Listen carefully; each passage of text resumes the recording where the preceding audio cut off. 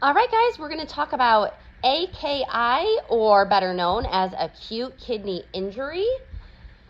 So what is acute kidney injury? Well, it's the sudden loss of kidney function that is typically reversible. So again, I said reversible. So that means that we can most likely get rid of it. Sometimes it can progress into CKD, but for now, this video is going to be about acute kidney injury. So this is the sudden onset, and again, we talked about rapid reversible issue with the kidney. So one of the things that that can happen is that we can end up going into 3 different types of causes. One of the ones that I want to discuss, though, is that acute kidney injury can cause acute tubular necrosis. And so just remember that that is a big deal, but we will talk about that a little bit in a little bit as well. So we have 3 causes. So it's pre-renal, intra-renal, and post-renal. And so we'll talk a little bit about each of those. So pre-renal, cause happens before it reaches the kidney. So just think before. And this is a decreased blood flow to the kidney. So this could be like hypovolemia, sepsis, maybe even shock. Intrarenal is damage directly to the kidney. So this is more of like a direct insult to the kidneys in general. And this could be caused from, again, we're thinking direct, like maybe physical trauma, directly to that kidney, maybe getting punched, in that lower back where that kidney is located. Maybe toxic injury, like we talked about with medications, like NSAIDs, specifically Motrin or ibuprofen. Then also we talk about nephrotoxic medications like vancomycin, gentamicin.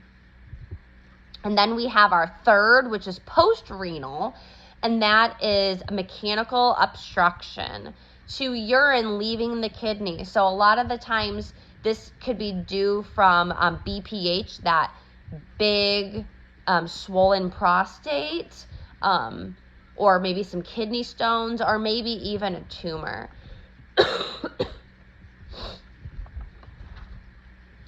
And so some of those risk factors could be age. This, a lot of times we see this more in older adults. It could be preterm babies, polypharmacy, which we talked about with polypharmacy is a patient normally has some drug dependent issues, which is using multiple pharmacies to be able to get their medications. And these could be completely legal medications. It's most of the time you see that with narcotic use, or maybe it's higher doses of a steroid, or also pain medications, maybe like an 800 milligram of ibuprofen or Motrin. That could be causing that too. And we talked about those nephrotoxic medications like that Vanco, gentamicin, and also with NSAIDs.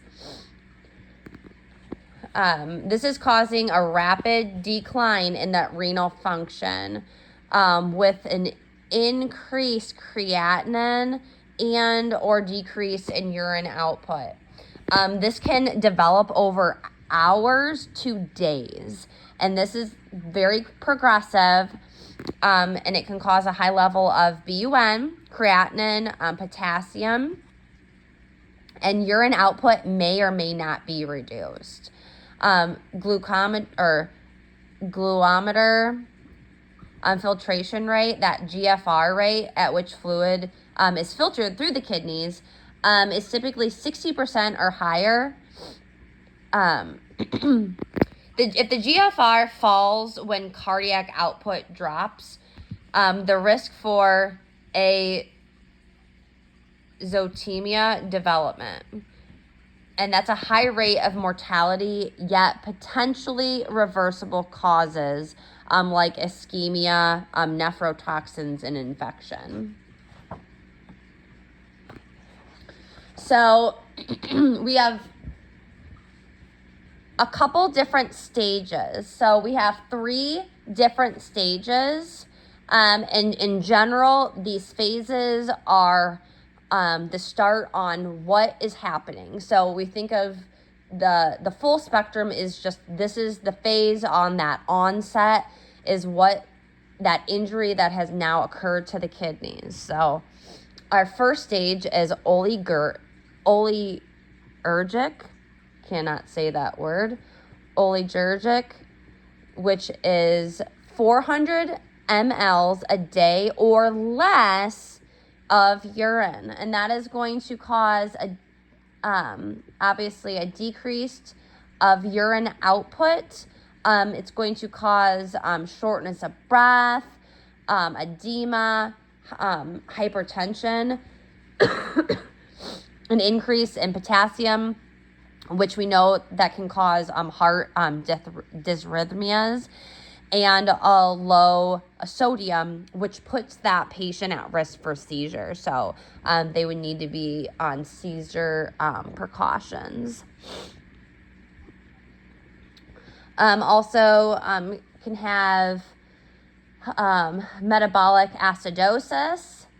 And then also they are going to be having a fluid volume access, because they are not eliminating that urine properly. They're only, that oligarchic stage is only 400 milliliters a day. So that's not a very a lot, because we know as nurses, to have proper output, we need to be having at least 30 mLs of urine per hour. So we're talking about 400 mLs within a 24-hour period. That is not enough. So we're going to be having a fluid volume access. That second stage is the diuretic or diuresis phase. This is where we're going to end up having that fluid volume defect. This is 5 liters of urine per day of urine. So now we have gone polar opposite. We've gone from that oligarchic stage of only 400 mLs per day. Now we've completely flipped that, and now we're having up to 5 liters of urine. Just all of this is just all coming out now. So now we can think about, and like I said, it could be up to 5. It could also be like 1 to 3 liters a day, but it can be up to 5 liters a day. So now we are going into hypovolemia signs and symptoms, which again, we know that tachycardia, that low blood pressure, and low potassium levels. The stabilization of electrolytes, acid, base, and waste product management. So we need to be where we're going to start seeing that improvement of the labs, that creatinine and BUN and those electrolytes. And then we go into recovery. So the recovery stage is where those labs are going back to normal, or more within that normal limits of them, is more of that normalization. And this can take up to 6 to 12 months within that recovery stage. Those GFRs and BUN, creatinine, are now started to decrease, which is good. And like we said, that can take up to 6 to 12 months for full renal stabilization.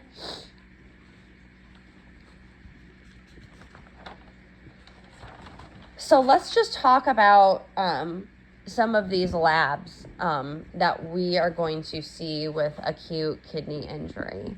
So we're going to have that increase in BUN. We're going to have that increase of creatinine. And remember, bun is normal about 20, and then your creatinine is normal, no more than 1.2. We're going to see some hyperkalemia.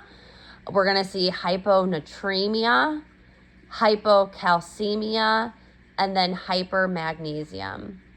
And again, we talked about the ABGs of this. The body is going to be going through what is called metabolic acidosis. And then also anemia, because the kidneys make erythropoietin, which actually stimulates the red blood cell production. And this causes that erythropoietin to not be produced, thus causing a drop in the red blood cells. And so that is what's going to end up causing that anemia. So diagnostics for AKI would be through that history and physical. Again, we're going to be looking at those serum labs, running probably a urinalysis as well, ABGs, renal imaging, such as ultrasound, CT, MRI, biopsy. Let's see. Some nursing implications would be monitoring their weight daily, listening to those lung sounds, especially for the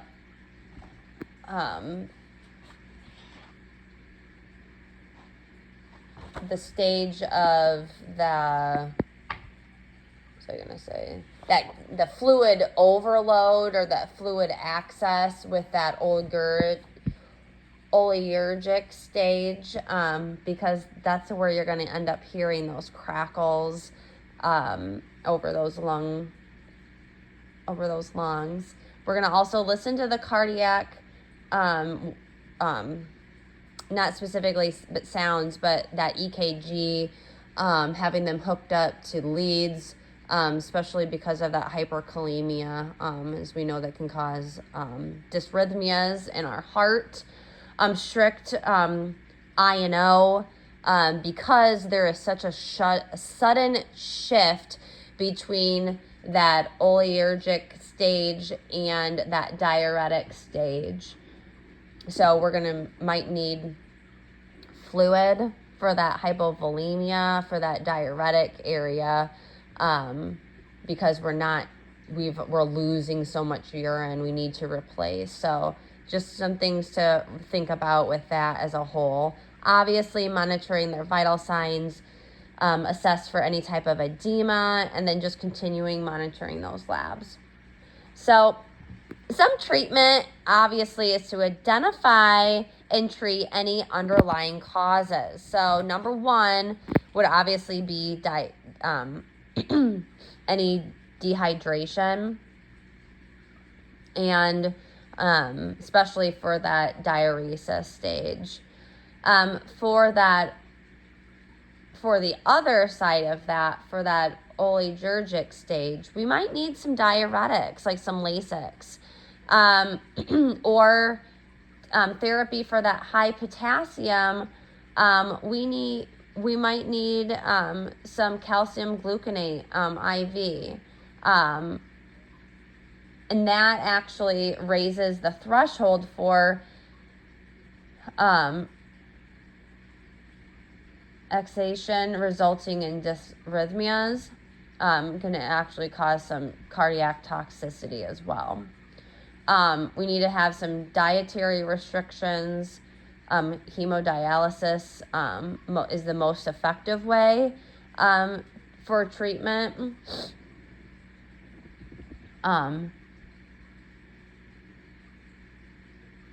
Patromer, Patromer, regular insulin IV, maybe some sodium bicarbonate. That is going to help correct that metabolic acidosis.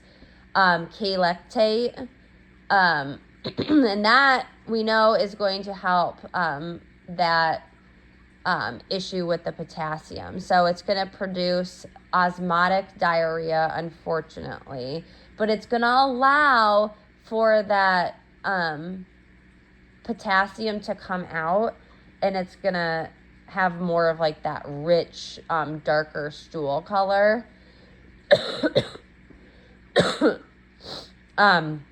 We also might need to give some ACE inhibitors, like some prills, because we know that if we're having kidney issues, that cardiac output is decreased.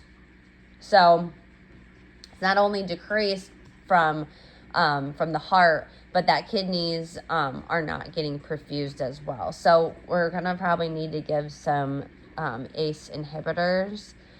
Also, if they're with that urine culture, if we have any proteinuria, that's typically an indicator of, or can be an indicator of kidney injury. So we talked about treating that underlying cause, that fluid restriction versus fluid deficit. So some of those nutritional therapies to consider is just adequate calories. And then, of course, restricting potassium because we are already hyperkalemia or hyperkalemic. We do not need any potassium. And then making sure that we are getting enough sodium in the diet since we have hyponatremia. Another thing that we can do is we can take phosphate binders. Phosphate binders could be like Tums. Tums also have calcium in them as well. To prevent complications, we talked about that hemodialysis that can help. Some of the pharmacology that we talked about was administering the diuretic Lasix, which is a loop. We can also do that calcium gluconate, and that raises that excitement in that heart, that threshold. That sodium polycitrin, which is that K-lactate, which makes you poop. Regular insulin IV and dextrose. Sodium bicarb to help that metabolic acidosis. And then Patromir, or also called Veltacea. So we talked about that nursing care. So seizure precautions because of that low calcium, that hyponatremia. We're going to do that daily weight, and we talked about monitoring that intake and output.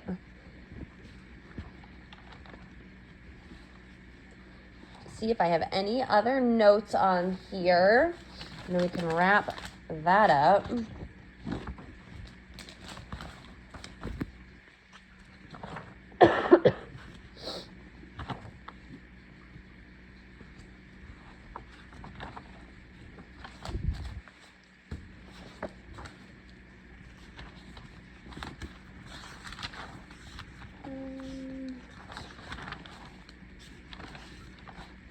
Okay, I think that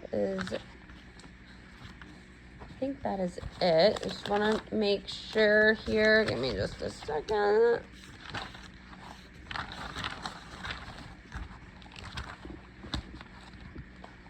All right, I think that does it for AKI, acute kidney injury.